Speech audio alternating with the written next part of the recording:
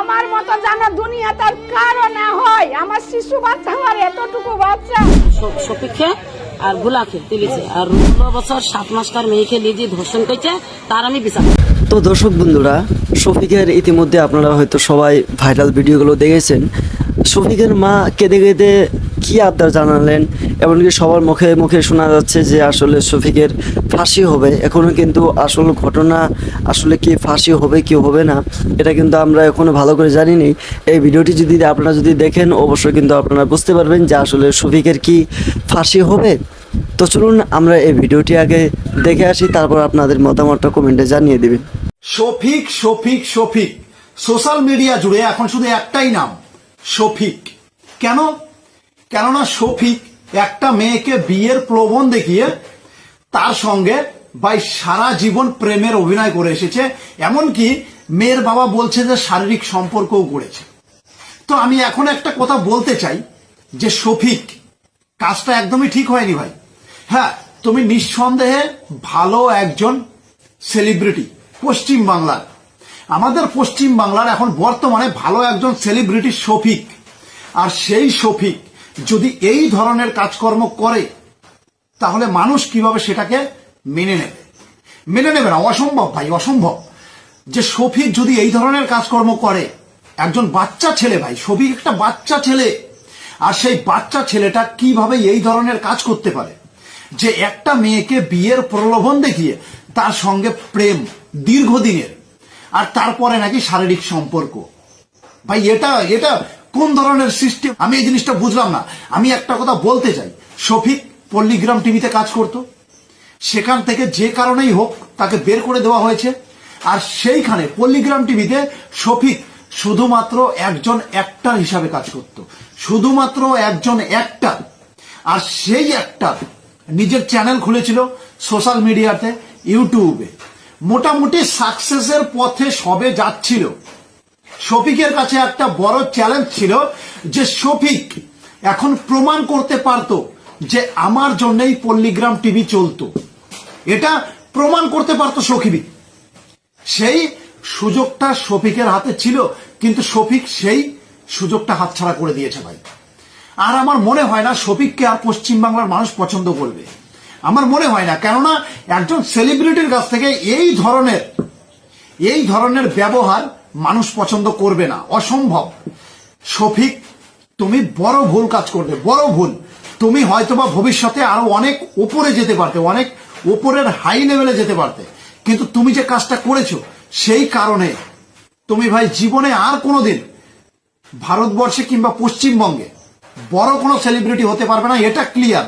কেননা মানুষ যখনই তোমার ভিডিও দেখবে, শফিককে বলছি, যখনই তোমার ভিডিও দেখবে মানুষ, তখনই মানুষের মনে এই জিনিসটাই আসবে যে শফিক একটা মেয়ের সাথে কোন ধরনের ব্যবহার করেছিল, কতটা দুর্ব্যবহার করেছিল, তার জীবন নিয়ে কিভাবে ছিনিমিনি খেলেছিল, সেটা পশ্চিমবাংলার লোক বুঝে যাবে।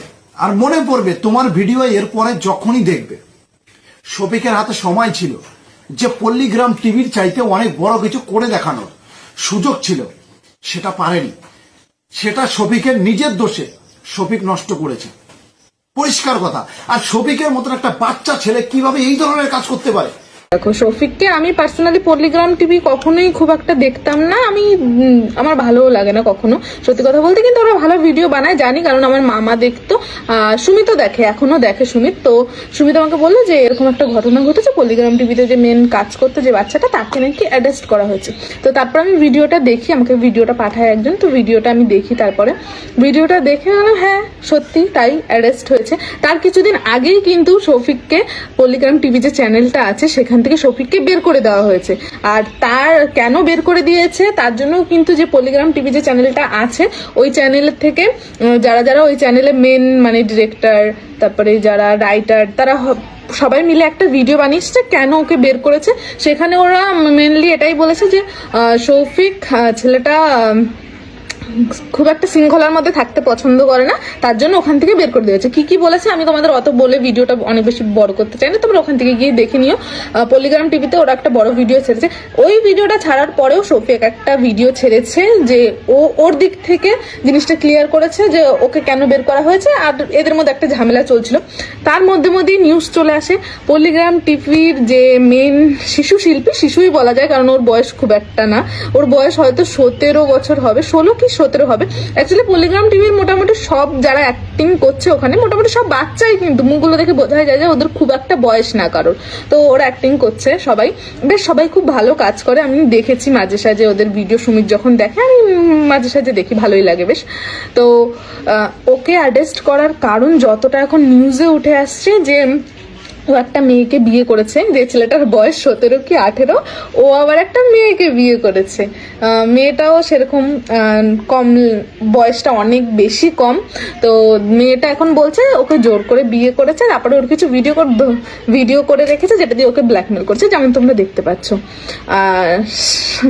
মানে দেখে জিনিসটা পুরো অবাক হয়ে গেছে, সত্যি এরকম বিষয়টা এরকম। মানে সোশ্যাল মিডিয়াটা এখন এমন হয়ে পড়েছে, এখন সবার কাছে ফোন আছে হাতে, মানে সবাই যে আমি সোশ্যাল মিডিয়ার একটা জায়গায় যাবো, যার জন্য যা ইচ্ছে তাই এখানে চলছে ভাই। যেভাবে পারছে সেভাবে ভাইরাল হওয়ার চেষ্টা করছে। এটা কিন্তু ঠিক না, এটা মোটেই ঠিক না। ভাইরাল হতেই হবে এমন কোনো কথা নেই। আজকে ছেলেটার এতটা কেন এরকম হলো বলতে পারো? কারণ প্রত্যেকটা শুধু ছেলেটার দোষ দিলে হবে না, সে এখন এমন একটা জায়গায় আছে, সবাই তাকে সেদে মেসেজ করবে, কথা বলতে যাবে, এটা স্বাভাবিক, এটা কোনো অস্বাভাবিক ব্যাপার না। শফিকের সাথে কিছুদিন আগে আমার কথা হয়েছিল, সেটা আমি তোমাদের দেখাই, দাঁড়াও। শফিকের সাথে আমার কথা হয়েছে, আমি এখানটা তোমাদের চ্যাটটা এখানটা আমি স্ক্রিনশটটা দিয়ে দিচ্ছি, স্ক্রিন রেকর্ডিং আমি যেটা করেছি। করে শফিকের একটি ভিডিও ভাইরাল হয়েছিল, একটি নাবালিকা মেয়ের সাথে একটি শফিকের ভিডিও ভাইরাল হয়েছিল, যেখানে দেখা যাচ্ছে শফিক একেবারে সেই নাবালিকার সাথে কিস করছে। তো যাই পারে হোক, সেই শফিককে কিন্তু আজ গ্রেফতার করা হলো। কেন গ্রেফতার করা হলো সর্বপ্রথম আপনারা ভিডিওটি দেখুন। সেই শফিককে নাবালিকা ধর্ষণের অপরাধে কিন্তু গ্রেফতার করা হয়েছে। সবার লোক বা সে এখনো পর্যন্ত প্রাপ্তবয়স্ক হয়নি, তার মধ্যে কিছু ভুল রয়েছে, কিন্তু বেসিক্যালি সর্বপ্রথম যে ভুলটি রয়েছে, তাকে এই বয়সে একেবারে এতগুলো মেয়ের সাথে ফ্রি মিক্সিং বা সে অভিনয় করেন বা এই পলিগ্রাম টিভির সাথে যুক্ত, সেই কারণে হয়তো এত বড় ধরনের ঘটনা ঘটেছে তার কাছে আজকে যদি এই এফআইআরটা না হতো বা মেয়ের বাবা যদি কমপ্লেন না করতো, তাহলে কিন্তু এই জিনিসটা কিন্তু ঢাকা পড়ে যেত। শুভ দর্শক, যদিও এটার কোনো ভিত্তি নেই, তবে এটা সত্যি, মানে এটার প্রুফ নেই, কিন্তু এটা 100% না হওয়ার কিছু নেই। এটা আমি যে কথাটা বলবো, শফিক আজকে একটা মেয়ের সাথে ধরা পড়েছে, সে একজন সেলিব্রিটি ইনফ্লুয়েন্সার, এটা আমি মানি, আপনারাও মানেন অবশ্যই, সে একজন সেলিব্রিটি ইনফ্লুয়েন্সার। এই ঘটনার পরে তার কতটুকু যে একেবারে বলবো, তার কতটুকু যে ভালোবাসার মানুষ থাকবে বা কতটুকু সম্মান থাকবে, এটা কিন্তু ভাবার বিষয়। যাই পরে হোক, কিন্তু তার আগে পর্যন্ত কিন্তু সেই শফিক কিন্তু ছিল সেলিব্রিটি।